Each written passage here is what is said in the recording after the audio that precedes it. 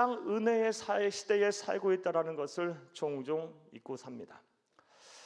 사랑하는 여러분, 만약 우리가 예수님이 이 세상에 오시기 전 구약시대에 살았던 사람들이라면 성령님의 존재 유무에 대해서 잘 알지 못했을 것입니다.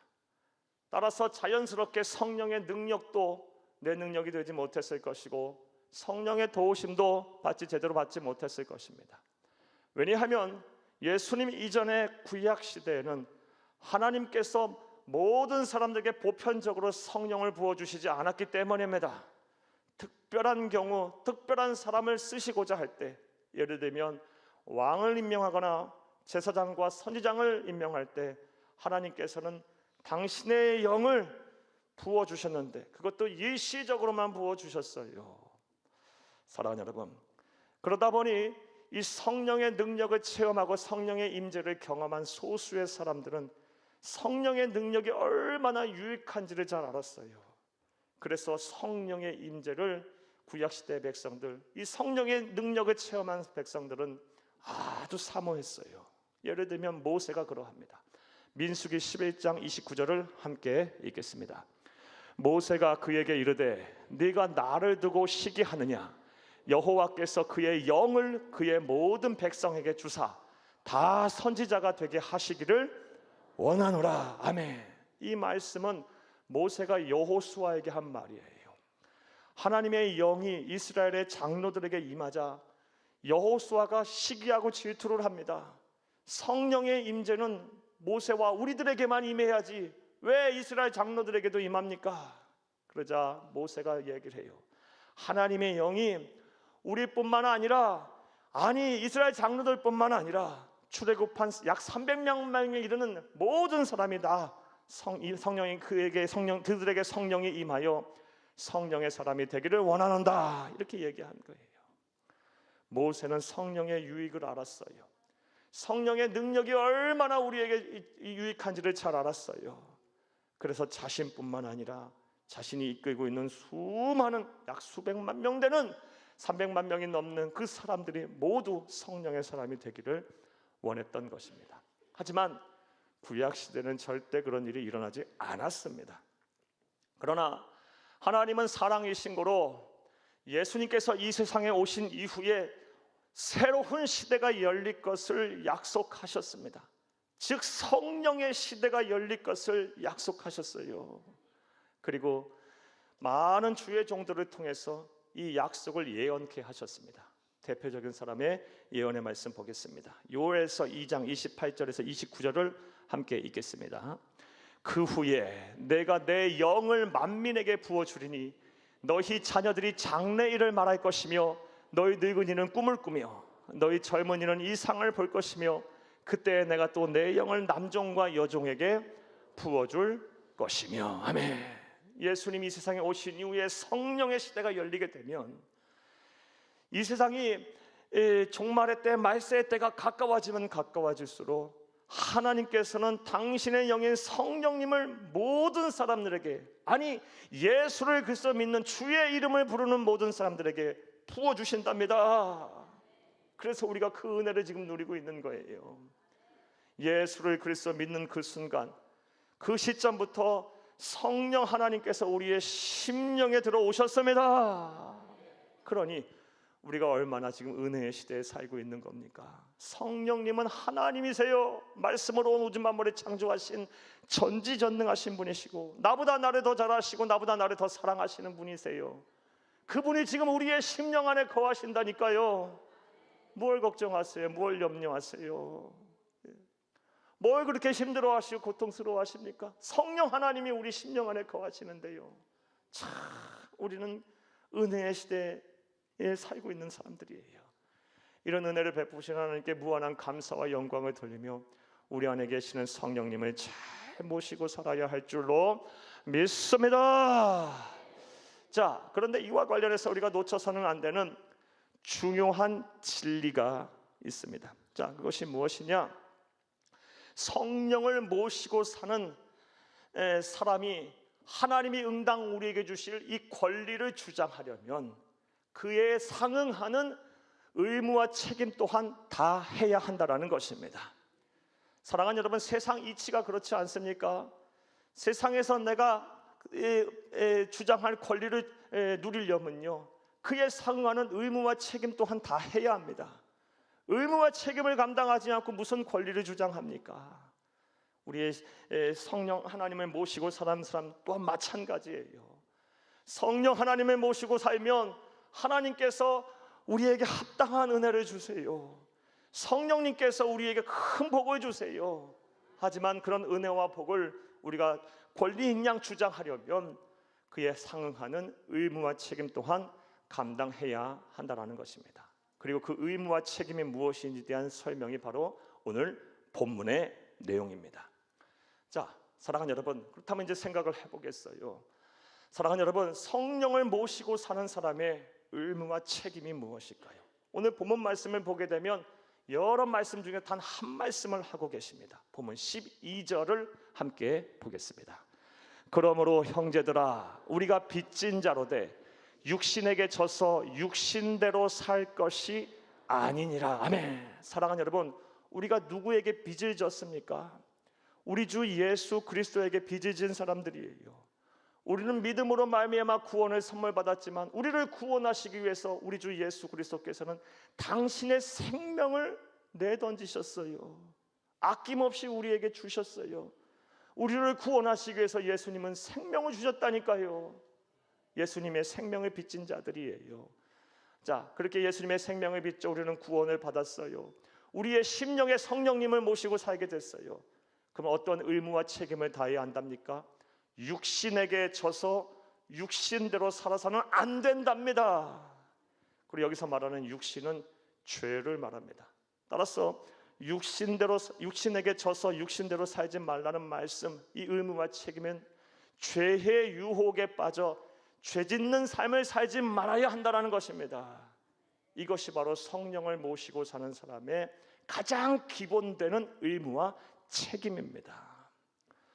이것을 온전히 믿는 저와 여러분 되기를 다시 한번 간절히 주의 이름으로 축복합니다. 자, 그렇다면 좀 더 구체적으로 좀 생각을 해보겠습니다. 사랑하는 여러분, 성령을 모시고 사는 사람들은 반드시 육신에게 져서 육신대로 살아서는 안 됩니다. 죄의 유혹에 빠져 죄를 짓는 삶을 살아서는 안 됩니다. 이것이 바로 성령을 모시고 사는 사람의 의무와 책임입니다. 그렇다면 우리가 죄의 유혹에 빠져 죄를 짓지 않는 삶을 살려면 어떻게 해야 할까요? 무엇을 어떻게 해야 할까요? 자, 이제부터 따라 하시겠어요? 첫째로, 성령님께서 우리의 죄의 정욕을 죽이시도록 해야 합니다. 성령을 모시고 사는 우리들, 성령님과 동행하며 사는 우리들, 구원받은 우리들이 육신에게 져서 육신대로 살지 않으려면 성령님께서 우리의 죄의 정욕을 죽이시도록 해야 해요. 이런 일을 우리가 해야 합니다. 사랑하는 여러분, 성령의 감동을 받아 로마서를 기록한 사도 바울은 오늘 본문에서 우리가 육신에 져서 육신대로 살지 않으려면 성령님께서 우리의 죄의 정욕을 죽여야 한다라고 우리에게 권면하고 있어요. 오늘 본문 13절을 함께 읽겠습니다. 너희가 육신대로 살면 반드시 죽을 것이로되 영으로서 몸의 행실을 죽이면 살리니. 아멘. 13절에 영으로서 몸의 행실을 죽이면 살리니, 이 구절을 여러분 꼭 기억하셔야 돼요. 오늘 본문에서 아주 중요한 구절이에요. 영으로서 몸의 행실을 죽이면 살리니. 사랑하는 여러분, 여기서 몸의 행실은 육신과 같은 말이에요. 그리고 죄와 같은 말이에요. 더 나아가서 죄의 소욕, 죄를 짓고자 하는 욕구, 한마디로 정욕을 말해요. 그리고 죽인다라는 말은요, 꼼짝 못하게 한다, 끊어버린다라는 뜻이에요. 사랑하는 여러분, 우리가 육신에게 져서 육신대로 살지 않으려면, 성령을 모시고 사는 사람의 의무와 책임을 다하려면 이 죄의 유혹, 정욕을 꼼짝 못하게 해야 돼요. 끊어버려야 돼요. 자, 그런데 그 일을 하시는 분이 누구랍니까? 주체가 누굽니까? 주어가 누굽니까? 영이에요. 영. 영으로서 몸의 행실을 죽이면 살리니, 즉 우리 안에 계시는 성령님이 하시는 일이라는 겁니다. 성령님께서 우리의 죄의 정욕을 꼼짝 못하게 하고 끊어버리고 죽이시는 일을 하는 거예요. 이게 성령의 주된 사역이에요. 성령을 모신 자의 특권입니다. 특권이에요. 자, 그렇다면 또 생각을 해봐요. 성령님께서 우리 죄의 정욕을 꼼짝 못하게 하시려고 하려면 또 우리는 무엇을 해야 할까요? 뭘 해야 할까요? 당연히 그렇게 해달라고 요청을 해야죠. 요청하는 방법이 뭡니까? 기도입니다. 기도. 그래서 그리스도인에겐 그렇게 기도가 중요한 거예요. 왜 수많은 설교자들이 기도 만능을 이야기합니까? 사랑하는 여러분, 기도하지 아니하면 성령의 능력이 내 능력이 안 되는 겁니다. 기도하지 아니하면 성령의 도우심이 내 도움이 안 되는 겁니다. 그 도움을 못 받는 거예요. 사랑하는 여러분, 성령님은 누구십니까? 보혜사세요. 보혜사의 뜻이 뭐예요? 돕는 영이에요. 성령님은 결코 다음과 같이 일하지 않으세요. 너 아무것도 하지 말고 꼼짝 말고 있어. 내가 다 알아서 할 테니 가만히 있어. 이렇게 일하시는 분이 아닙니다. 그분은 돕는 영이에요. 우리 옆에서 우리에게 힘을 주고 우리를 위로하시고 격려하시고 우리가 도움을 요청하면 우리를 위해서 도와주시는 분이시지, 아무것도 안 하는 우리들에게 모든 것을 다 하시는 분이 아니십니다. 따라서 우리는 기도해야 돼요. 성령의 도우심을 요청해야 돼요. 기도해야 성령의 능력이 내 능력이 되는 것임을 믿으시기를 간절히 주의 이름으로 축복합니다. 기도와 성령의 능력과의 관계는 이 세상에 우리 주님께서 계실 때 이미 말씀을 하셨습니다. 마가복음 9장 28절에서 29절을 함께 읽겠습니다.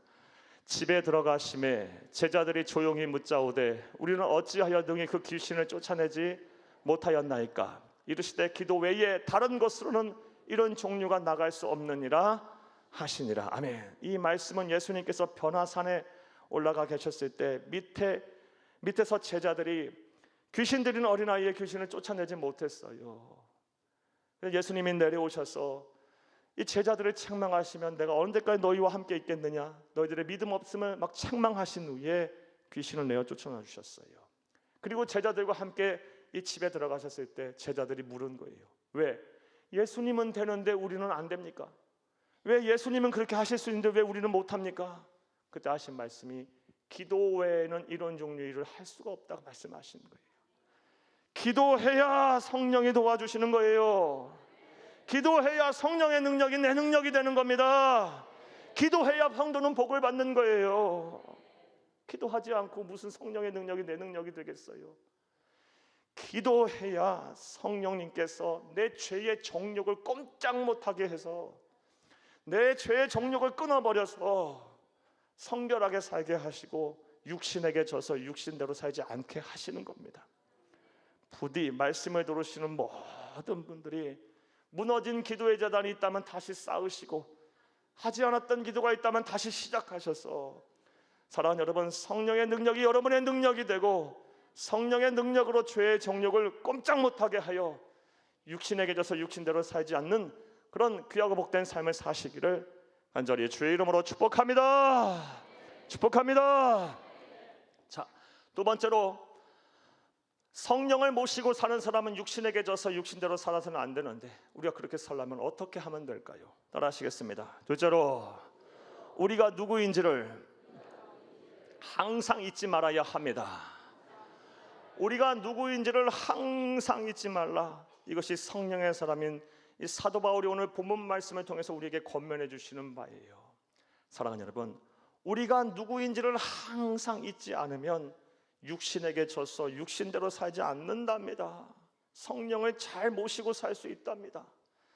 자, 그렇다면 우리가 누구일까요? 오늘 보면 14, 15절에서 우리가 누구인지 정확하게 말하고 있어요. 14, 15절을 함께 읽겠습니다. 무릇 하나님의 영으로 인도함을 받는 사람은 곧 하나님의 아들이라. 너희는 다시 무서워하는 종의 영을 받지 아니하고 양자의 영을 받았으므로 우리가 아빠 아버지라고 부르짖느니라. 아멘. 사랑하는 여러분, 우리가 예수를 그리스도 믿는 그 순간부터 우리의 신분이 급상승하게 됐어요. 사랑하는 여러분, 하나님을 아빠라고 부를 수 있게 됐다니까요. 하나님을 아버지라고 부를 수 있게 됐어요. 천하 우주 만물을 창조하시고 주관하시고 소유하시고 또 우리의 구원의 주권자이시며 심판장이신 하나님이 우리의 아빠가 됐다니까요. 아빠가 됐어요. 자녀가 됐어요. 존귀한 자녀가 됐어요. 사랑하는 여러분, 그러니 이것이 얼마나 영광스러운 일이에요. 얼마나 복된 일입니까? 우리가 좋은 가정에 태어나도 사랑하는 거저받고 거저 얻는 은혜가 있어요. 그런데 천하우주 만물을 창조하신 하나님이 우리 아버지가 됐다면 뭘 염려하세요? 뭘 걱정하세요? 하나님의 것이 다 내 것인데요. 사랑하는 여러분, 하나님의 것이 다 우리의 것이에요. 하나님이 우리의 아버지가 되시는데요. 뭘 걱정하고 뭘 염려하세요? 참 우리의 영광스러운 일이에요. 그런데 오늘 본문 말씀을 보게 되면 단순히 명목상으로만 우리가 하나님의 자녀가 됐다라고 말하지 않아요. 사랑하는 여러분, 17절을 함께 보겠어요. 17절 읽습니다. 자녀임은 또한 상속자 곧 하나님의 상속자요 그리스도와 함께한 상속자니 우리가 그와 함께 영광을 받기 위하여 고난도 함께 받아야 할 것이니라. 아멘. 우리의 신분이 단순히 하나님의 자녀 정도가 아니라 예수 그리스도와 함께한 상속자랍니다. 우리의 반열이 예수님과 거의 같아져요, 여러분. 예수 그리스도와 함께한 상속자래요. 사랑하는 여러분, 하나님이 여러분에게 예비하신 상속 생각해 보셨어요? 하나님은 우리가 이 세상 사는 동안 힘들고 어렵게 살다가 겨우 영혼만 구원받는 거 이거 원하지 않으세요. 이거 하나님의 뜻이 아니에요. 우리 주님께서 이 세상 오신 목적을 말씀하시기를 영생을 얻게 하고 많은 사람들이 영생을 얻게 하고 또 풍성한 삶을 살게 하기 위해서 이 세상에 오셨다고 말씀하셨어요. 사랑하는 여러분, 이제부터 저와 여러분이 하나님의 자녀가 됐으니 우리 안에 성령을 모시고 살고 있으니 하나님이 주실 상속을 기대하세요. 이거를 하나님의 나라 가기 전까지 다 찾으세요. 찾고 받고 누리세요. 그러다가 우리의 영혼 하나님 앞에 가는 거예요. 많은 성도들이 이 상속이 뭔지도 모른 채 그냥 주여 주여 하다가 구원받고 말 거예요. 얼마나 안타까운 일입니까? 자, 차오지간 정말 우리의 신분이 어마어마하게 상승했어요. 우리가 누구예요? 하나님의 거룩한 자녀이고 예수 그리스도와 함께한 상속자예요. 자, 그런데 이러한 신분 의식이 투철하고 이러한 정체성이 분명한 사람은 함부로 막 안 살 거예요. 사랑하는 여러분, 내가 그렇게 고귀한 자인데 성부, 성자, 성령 하나님 삼위일체 하나님 가문의 일원이 됐는데 예수님과 함께한 상속자가 됐는데 어떻게 우리의 언행심사를 막 하고 살아요? 조심조심하며 살 거고 성결하게 살려고 노력할 거예요. 여러분 생각해 보세요.